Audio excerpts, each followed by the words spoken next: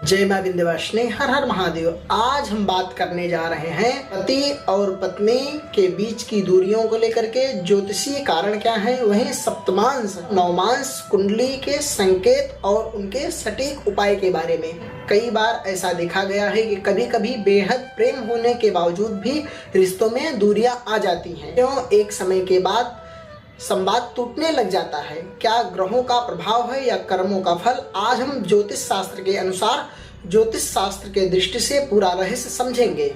सबसे पहले समझते हैं सप्तम भाव यानी जन्म कुंडली का 7वां घर। यह भाव विवाह, जीवन साथी, साझेदारी और वैवाहिक सुख का कारक होता है। सप्तम भाव से ज्ञात होता है कि विवाह कब होगा, पत्नी कैसी रहेगी, विवाह कब होगा, जीवन साथी कैसा होगा, उसका स्वभाव कैसा होगा और विवाह जीवन सुख में रहेगा या असंतोष के योग है।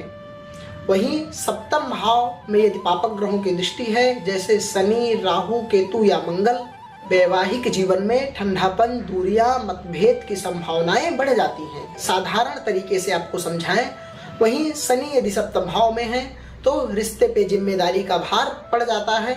वहीं मंगल ग्रह होते हैं तो वाद विवाद और आक्रोश बढ़ जाता है। वहीं राहु होते हैं तो भ्रम और अंधविश्वास जैसी व्यवस्थाएं बन जाती हैं। भ्रम और अंधविश्वास ला सकता है। वहीं केतु हैं तो मानसिक दूरियां पैदा कर देते हैं।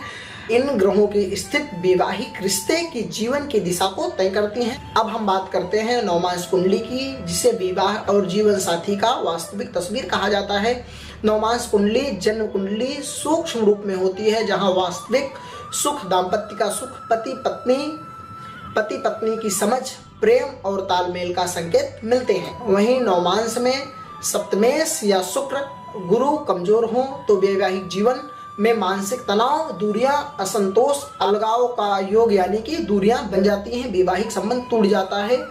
स्पष्ट तौर पे यह जान लीजिए कि यदि नवमांश में शुक्र निर्बल हो या पाप ग्रहों के साथ हो तो प्रेम की कमी और आकर्षण में कमी आती है। वहीं नवमांश में सप्तम भाव पर राहु या शनि की दृष्टि हो तो संदेह, गलतफहमी, मानसिक दूरियां हो सकती हैं। ऐसे में जो व्यक्ति प्रेम करता है उसके मन से जुड़ नहीं पाता है। अब समझते हैं कुंडली में ज्योतिष के अनुसार रिश्तों में दूरियां क्यों आ जाती हैं या रिश्ता टूट क्यों जाता है, इसका सही कारण क्या है, बात करते हैं।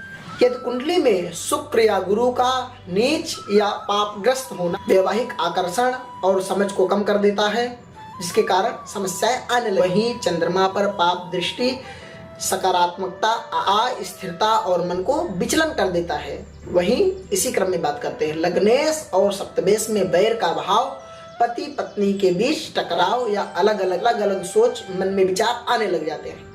वहीं राहु केतु की युति सप्तम भाव में है तो रिश्तों में धोखा, भ्रम या दूरियों का संकेत मिलने लग जाता है। ऐसे में धोखा देने लग जाते हैं, रिश्तों में दूरियों का संकेत होने लगता है। वहीं दशा या अंतरदशा का प्रभाव भी रहता है। कभी कभी ग्रहों की दशा अस्थायी रिश्तों में असर होते हैं, ठंडापन आने लग जाता है। इन योगों से यह भी समझा जा सकता है कि रिश्ता किस समय बिगड़ेगा और रिश्तों में कब सुधार आएगा।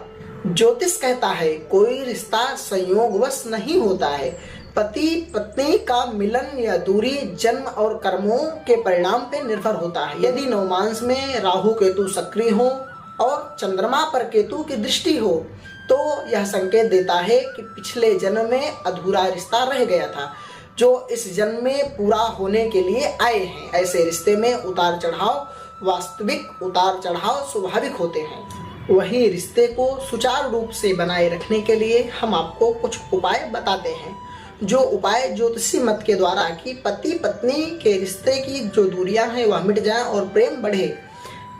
सबसे पहले शुक्र के उपाय के बारे में बात करते हैं। शुक्रवार को सफेद वस्त्र पहने, माता लक्ष्मी का पूजन करें, साथ ही साथ सुगंधित इत्र अर्पित करें। ऐसा करने से रिश्तों में मधुरता आती है। वहीं साथ ही साथ शनि के प्रभाव को कम करने के लिए शनिवार के दिन पीपल वृक्ष के नीचे जाएं और दिया जलाएं। वहीं जरूरतमंदों को दान भी दे सकते हैं, उनको भोजन करा सकते हैं। वहीं काला तिल और इनका भी दान कर सकते हैं। राहु केतु के लिए, जो राहु केतु है इनके लिए नाग पंचमी या काल सर्प दोष योग का विधान है। साथ ही साथ हनुमान चालीसा का पाठ करें, नियमित रूप से हनुमान चालीसा का पाठ करें। ऐसा करने से रिश्ते में मधुरता आने लग जाती है।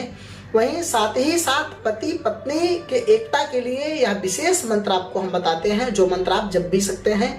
ओम नमः कामदेवाय रतिप्रियाय नमः।